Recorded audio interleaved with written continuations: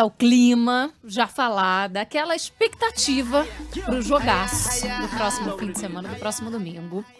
Tá chegando a hora da finalíssima e até agora, né, deu a lógica. Argentina de um lado, França do outro, Messi de um lado, Mbappé do outro. Vamos chamar quem entende do assunto, Marcelo Duó já conosco por aqui pra falar. Olha, o Brasil não tá em campo, infelizmente, mas eu vou te dizer que eu tô naquela expectativa, naquela emoção, Duó, não tem jeito.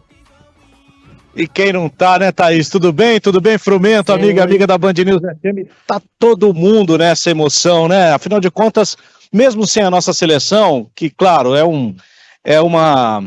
dá uma dorzinha no fundo do coração, mas é o encontro das duas melhores seleções do planeta, é a Copa do Mundo que transcende qualquer coisa, todo mundo vai parar domingo para acompanhar, para ver ou para ouvir o jogo, de duas estrelas dentro de campo, né, Messi e Mbappé, todo mundo fala deles o tempo todo, mas também duas estrelas no banco de reservas, né, comandando essas duas equipes, dois treinadores de diferentes gerações e de diferentes categorias, vamos dizer assim. Scaloni é um técnico argentino que está no seu primeiro trabalho como profissional, como treinador efetivo mesmo. Ele era auxiliar dessa mesma Argentina há 4 anos, quando o time era dirigido pelo Jorge Sampaoli e foi eliminada precocemente pela França naquela oportunidade da Copa do Mundo.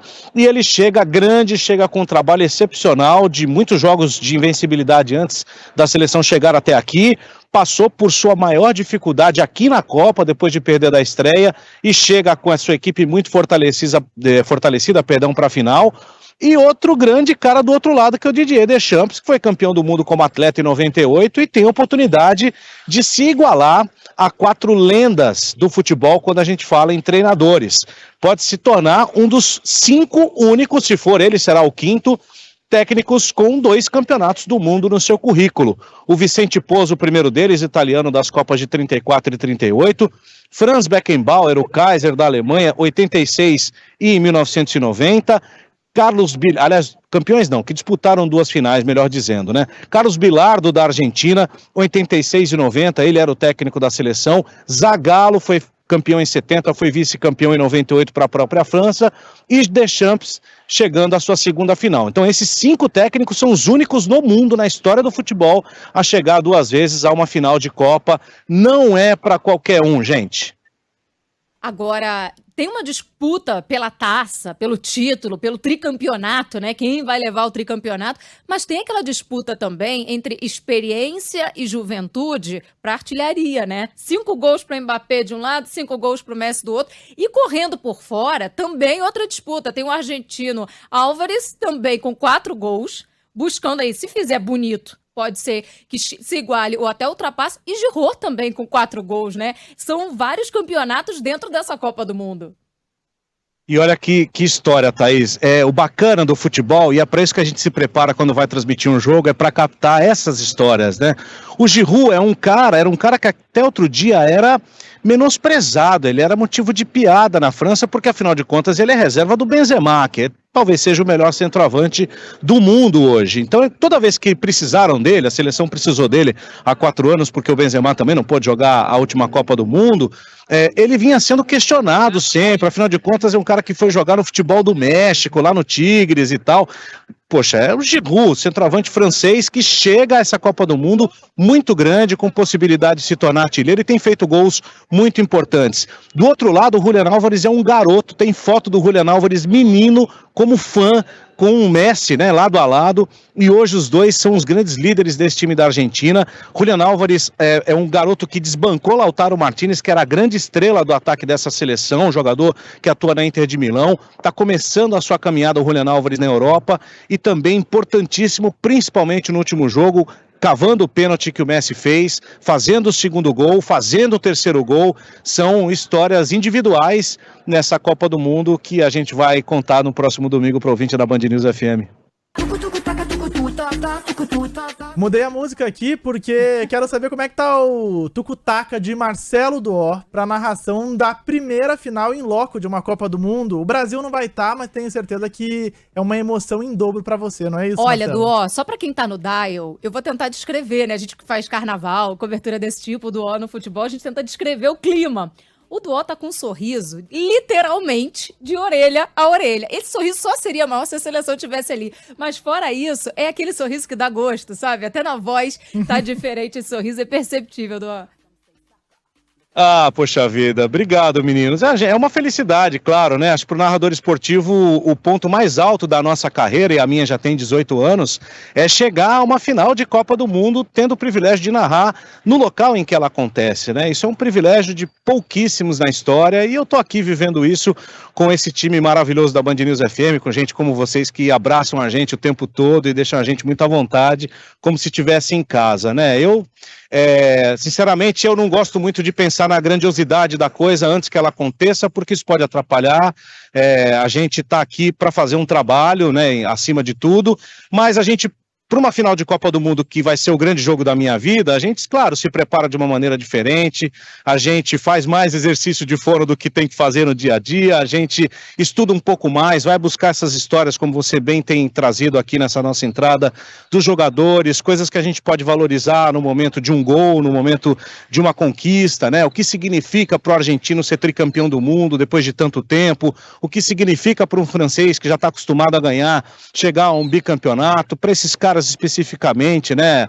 Os franceses têm uma história de imigração tão forte das raízes africanas invadindo a seleção francesa e fazendo com que ela se torne vencedora. A Argentina com essa história do Messi, né? Que poxa, não pode, em tese, deixar o futebol sem ter uma Copa do Mundo dentro, com o gênio, com a genialidade que ele tem.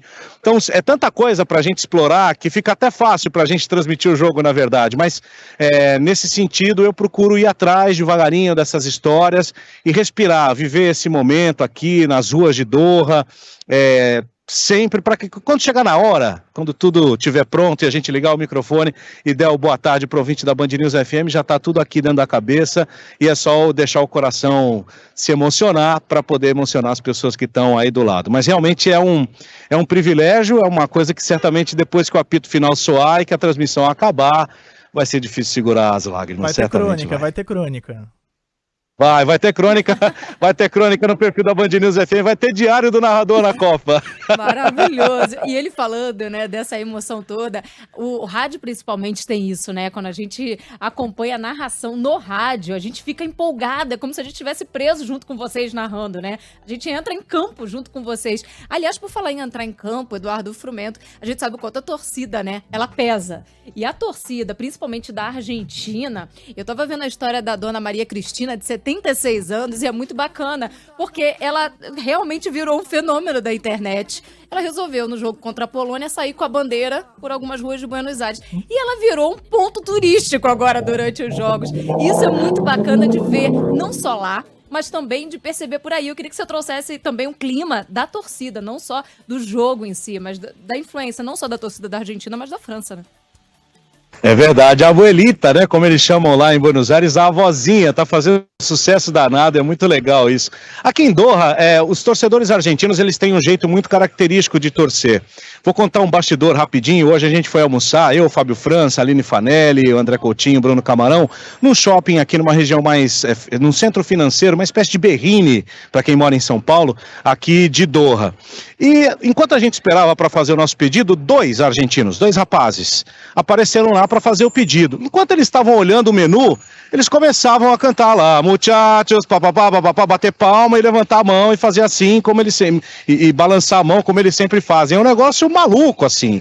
A relação que o argentino tem pelo futebol, com o futebol, é muito diferente da nossa, assim. A nossa, ela é muito mais do jogo, do momento do jogo, do pós-jogo, mas eles vivem isso de uma maneira apaixonada quase que 24 horas. Aqui em Doha, principalmente no Souk Waqif, que é onde as torcidas mais se reúnem e tal, eles já fecharam o mercado praticamente, não deixaram ninguém mais passar, subiram em restaurante, deram uma dor de cabeça danada para os policiais, cantando o tempo inteiro, uma torcida incansável nesse sentido e muito apaixonada, né? Acho que com a torcida marroquina, acho que são as duas que tomaram conta da cidade mesmo, que trouxeram esse clima de Copa do Mundo para cá, porque realmente não foi tão...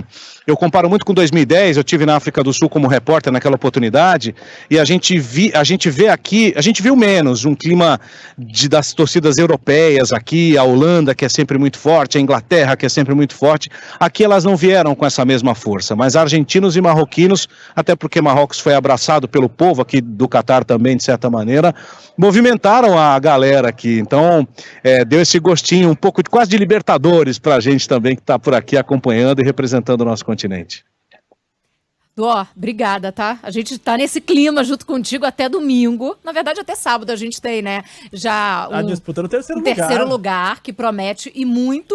E também, lógico, a grande final no domingão, que a gente fica aqui ansioso para acompanhar. Promessa de jogo daquele alto nível, como a gente podia esperar de uma final de Copa do Mundo entre Argentina e França.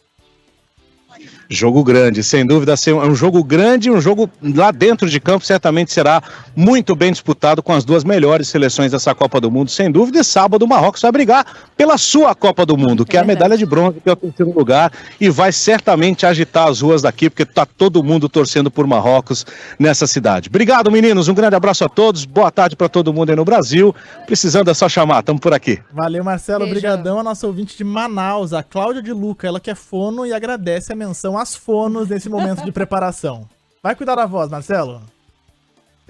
Preciso, rapaz. O pessoal andou até medindo quantos segundos a gente grita gol por aqui, a culpa é delas. Um beijo para Juliana Portas, Isabela Vaz e companhia.